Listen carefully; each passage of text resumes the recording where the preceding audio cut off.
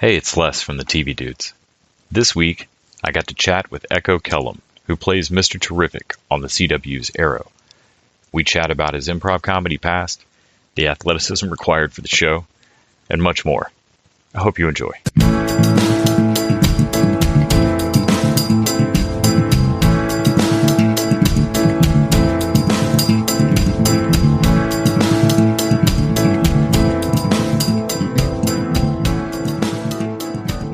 Hello. Hey, thank you so much for taking out the time to do the interview today. I really appreciate it. Well, thanks for having me. I appreciate it. So, you've been now Mr. Terrific on Arrow for a few seasons. I think I first got to know you probably on either Ben and Cater or the bit on A to Z. Yeah. So it was a joy to watch you become a series regular and become Mr. Terrific, who's just a... Thank you. I appreciate that. Man, A to Z, I have not heard anyone call out A to Z in a while, so thanks for that one. I like that. I run a side podcast on all podcasts are side podcasts. I run a podcast on one season, Too Pretty to Live shows, and so yeah, almost any show I like as much as I enjoyed A to Z, I'm like, shit, this is doomed. Oh yeah, for sure. It was so fun. Too charming. Like, no, this is over. In taking on a role like Curtis Holt, did you know from the start the athleticism that was going to be involved eventually? Well, I knew the potential was there once he started amping up into realizing his superhero persona. It was a slow play to that. Mostly, season 4, I didn't really have to do much any real athletic moves or too much outside of a flip. But season 5 is where it kind of amped up, and we started doing the recruiting and training, but I always knew that possibility was there, and that potential would probably be realized at some point. Did you find that exciting, or was it daunting to think? No, I thought it was very cool. To me, it was my real first foray into how action works in the industry, so it was something I was definitely looking forward to doing. And, it's that whole thing of like being a movie star. That's the type of stuff you have to do when you're a movie star, like a whole bunch of action sequences and stuff like that. So I felt like I was getting my first real taste of how it feels to really go in, for some really action packed, effects, explosions, type of, career choices. And it was really exciting. I know this season on Arrow, there was the split in the team with, new Team Arrow, and then kind of coming back into the fold against Diaz at the end. Mm-hmm. I was brokenhearted when it happened, but at the same time, I found myself kind of amazed that given Curtis's moral standing in the group from the start, that it took this long for a betrayal in Team Arrow to finally burn him enough to break away. Yeah. In a show that is so filled with kept secrets and back and forths, has there been any particular moments that you found either particularly delicious to play, or that you read in the script and thought, oh, that's going to be a difficult scene or a difficult secret? I mean, well, I felt like the most difficult secret in the entire thing was even in the season finale on a cliffhanger where all of us could be dead, but we still all have to do interviews with people and not do anything about the future of our show. That was the toughest, like, whoa, how's this going to work for 4 months, 5 months, 6 months until we come back like crap. So that was definitely the biggest, like, kind of secret that we had to hold to our chest and still do plenty of press. We might not be on the show that year, right? So that was a very interesting part. What was the second part of your question?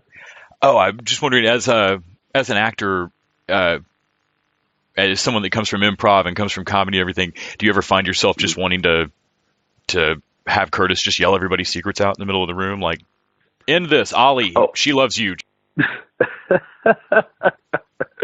Yes, do not drag this love thing out for 2 more scenes. Just tell her now, right? The whole thing. I think Curtis definitely, the actor in me thinks that Curtis definitely wants to just be like, enough already. Tell him you love him. You know, he just wants to like kind of get to the point of what the characters are trying to say sometimes. So I'm sure if he could, he would definitely blurt out different things. He's already spoiled a couple things, and me as an actor, I've spoiled a couple things too, so I have to be careful about secrets majorly.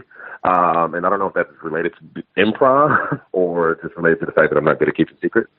But there's definitely moments there where Curtis would want to do that for sure. Going into next season, the show has a showrunner change with Beth Schwartz stepping up. Mm-hmm. And I talk to writers frequently, and so I kind of understand how the showrunner role works in conjunction with like a writer's room. But from you as an actor on set, how does that change your daily work? Is there a tone on set or a different style to working with Beth than Mark? You know, I think it's a little bit different for us in the aspect that we don't get to see our writers and showrunners a ton because we work in Vancouver and they work in Burbank. They do come up though, like usually a writer come up for their episode or whatnot, but we don't get to be as hands-on and face-to-face with them as like if we were working on the same lot, for instance. With that said, I think that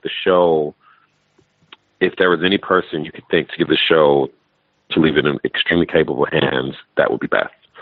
She is incredibly talented. She gives 100% to the job. She understands the characters, and I think she's going to kick butt being our showrunner. And I think we're not going to miss a beat. They obviously chose her for a reason, and she's definitely one of the people that when I came on was very open and cool and, you know, just really one of those welcoming people and those guiding lights that I've had a pleasure to work with. Obviously, I am sad to lose Wendy and Mark because they were absolutely amazing as well. But I think that the show's in really good hands, and there's no really different approach that I'll have to it. You know, I'll just, you know, continue to show up, do my job, do things the way I've been taught and learned how. I feel like we're in good hands. Can you talk a bit about, I know you do quite a bit of voiceover work as well, and can you talk a bit about the difference in performance that you feel in how you prepare for being Curtis versus, you know, working on Rick and Morty? Do you feel a difference to your process there? Well, yeah, I mean, definitely on certain cartoons, I use different voices. For my characters in Rick and Morty, I switched up. And you know, one thing that I love doing, that I've known that I've loved to do is just playing different characters, switching up my voice, going different octaves deeper, being an old man or someone from a different country or whatnot. And even in improv and comedy, when I perform, I love playing characters. So that was something that really just kind of called out to me initially, that I felt like I could have some success in the voiceover realm, because I love just playing different characters like that. So I felt very fortunate, and I still feel very fortunate to have the opportunities that I have had. I definitely want to do more in the voiceover world. I love to do video games. I love to be in my own series. So it's just stuff that I'm continuously working on and hoping that I can, you know, break down some of those doors and get more and more entrenched into the voiceover world, because I think I have something that's unique that I could bring to it. You mentioned your improv work earlier. I know you were part of UCB and Groundlings.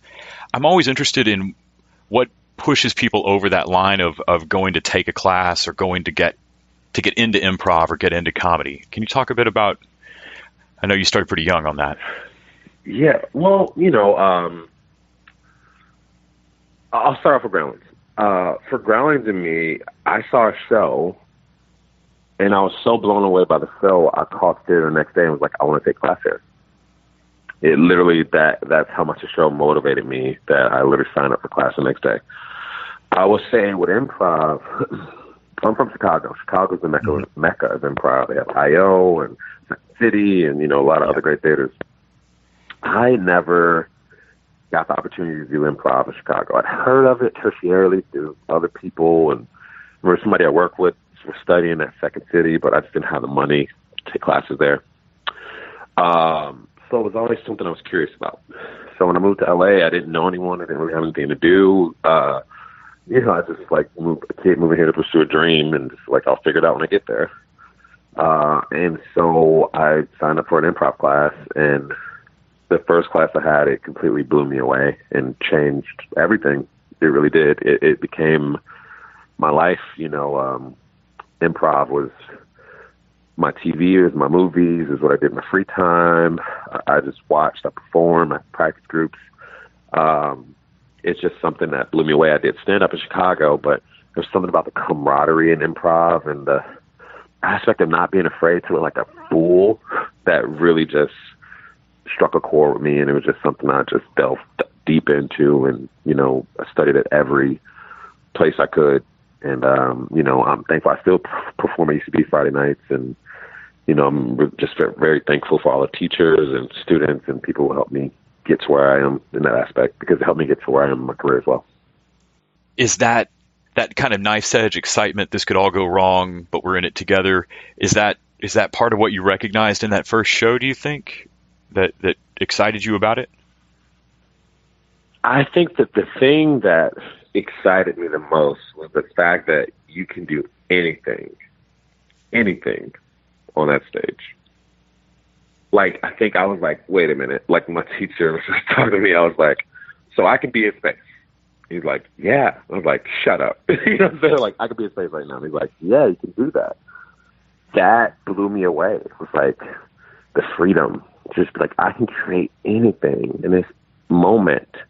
And then just being like, I was a commercial actor too, so I always would get called into the improv auditions and stuff like that. So I was like, I should learn how to actually teach in this thing if like this is a strong suit that I had in Chicago. But that coupled with the familiarity of it, and then that coupled with just being completely blown away by the freedom of it, that's what really got me with improv. And the unknown thing, like what you said, is there's a sense of no fear because you'll figure it out.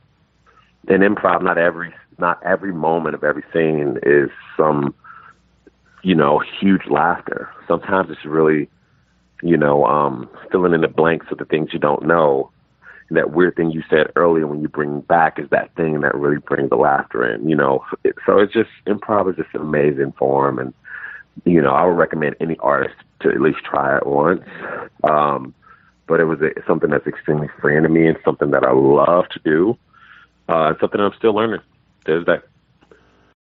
I know it's got to be difficult to build up that trust and that camaraderie so that you're on stage and people are laying groundwork for later callbacks and stuff that's good. Mm-hmm. Was there a similar trust building process you found when you first got onto Arrow, even though it's not improv back and forth, but getting to find your spot on the team of actors being the team? I think firstly, everyone there was extremely kind and welcoming and open.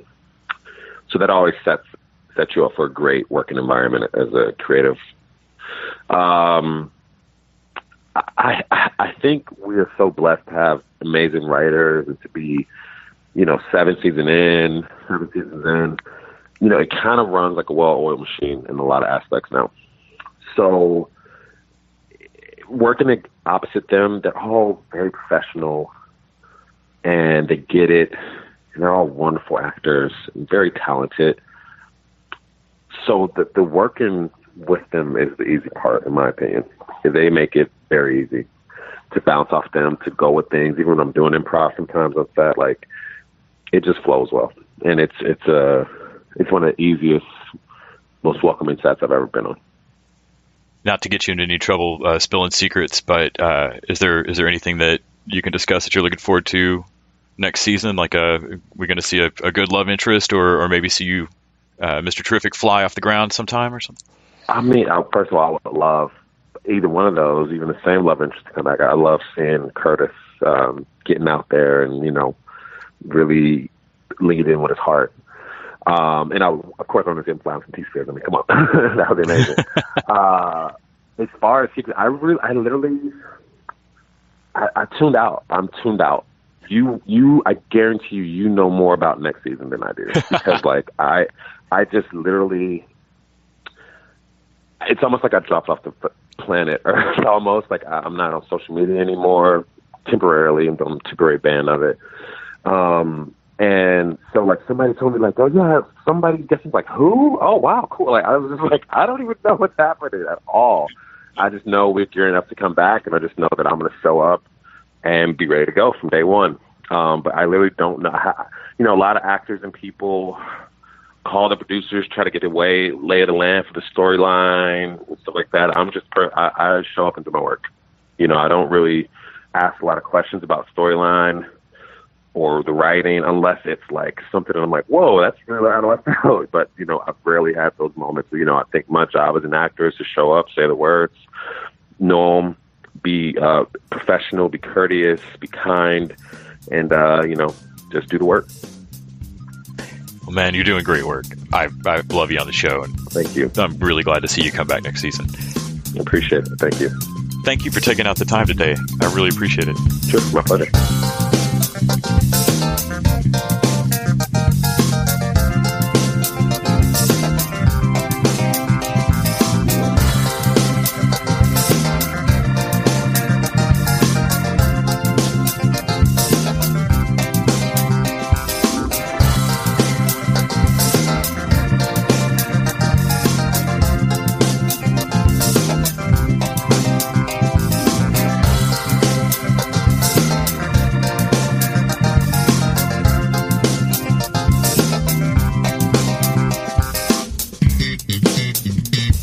The TV Dudes is an independently run podcast and a member of the Electric Sweater Podcast Network. We are exclusively listener-supported. If you'd like to help us out, go to patreon.com/TVDudes. You can like us on Facebook and Twitter at TV Dudes. All the music for our show is by our friend and original TV dude, Gregory J. Amani Smith. To find out more about us, go to thetvdudes.com and electricsweater.com. I'm Grant Davis. Thanks for listening.